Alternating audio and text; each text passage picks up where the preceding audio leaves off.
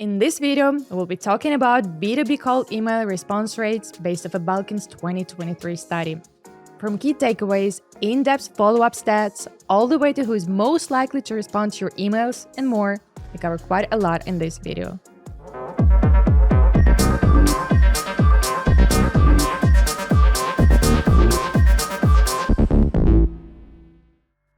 So, not long ago, we analyzed the response rates in over 11 million B2B cold emails sent by our customers from 93 business domains. And in this video, we are diving into the major findings on reply rate benchmarks and drivers behind them. Ready? Let's go.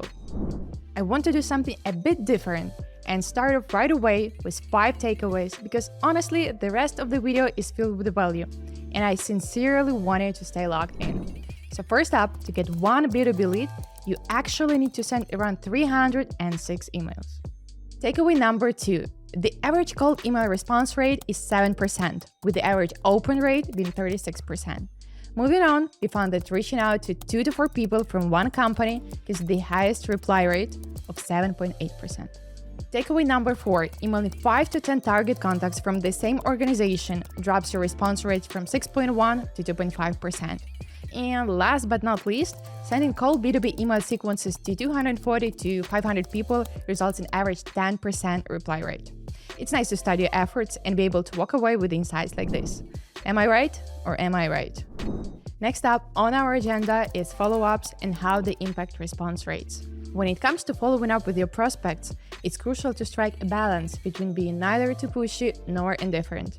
Overstepping or not being there at all can lead you to losing an opportunity. Our research found that the first reminder or follow-up can boost B2B response rates by up to 50%.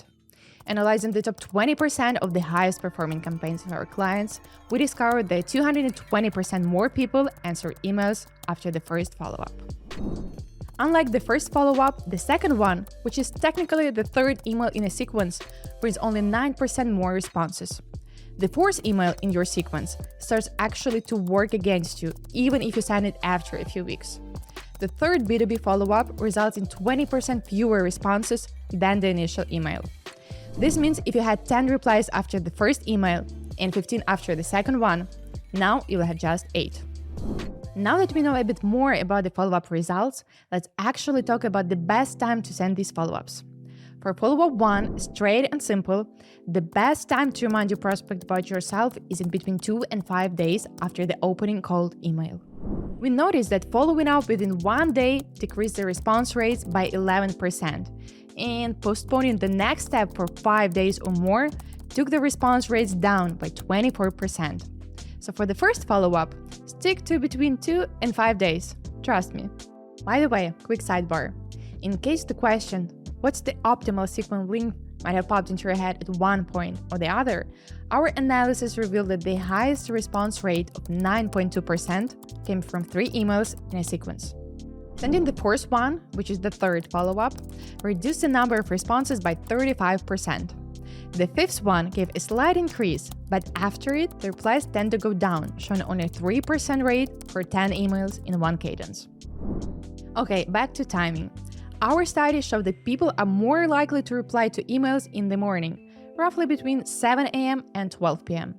As we dug deeper, we found that companies from 25 industries, including computer hardware, media, retail, marketing and advertising, healthcare, and others, observed the highest reply rates from 11 a.m. to 12 p.m. Manufacturing, telecom, hospitality, accounting, and 10 more industries drive the most answers in the early morning hours, from 7 a.m. to 8 a.m. 12 other industries, including venture capitals, events, services, construction, wellness, and others, get more responses between 1 p.m. and 2 p.m. The most favorable day of the week to get the best reply rate of 7.2% is Wednesday, while Mondays have the least chance of getting an answer. At the same time, open rates are the highest on Tuesdays, 37.2%, with Wednesdays following them, 37%. When talking seasonality, sure, there will be slow and not so slow periods, but April through June is the most favorable time of the year to get the highest reply rate of 7.4%. Alright, we have the what, when, and why, but what about the who? That's right, as you can see on the screen, we have a detailed statistic of the job titles that open and respond the most and the least. Feel free to post to get a better look, but as you can see, CTOs and COOs replies to emails most often, while product managers, engineers, and HR managers have the lowest response rates. Who, what, when, why, and we're left with where. Let's talk reply rates by country and industry. People from different countries have different response patterns. The best response rates come from Ireland, 17%, Slovenia, and Denmark, 16% each. The response rates in Azerbaijan being 1.3%, Japan 3%, and Korea 3.1% are more than 2 times lower than the industry average. Unfortunately, the US is also not far from the bottom of the list, with only 5% of emails answered. When it comes to industry, the highest response rates of 16.5% and more were found to be from museums, nonprofits, and religious institutions. This is 2.5 times more than the average reply rate. The fewest replies to B2B cold emails have businesses operating in e-commerce and banking, with only 3.5%.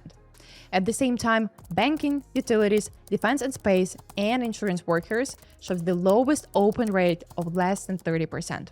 So, low response rates aren't something you can do anything about. Sometimes, to boost your campaign's performance, you simply need to improve your email deliverability. In other cases, you might need to review your leads list or ICP just to make sure you're reaching out to the right prospects. We actually have a detailed article with even more stats, tips and tricks, resources, and more information on response rates.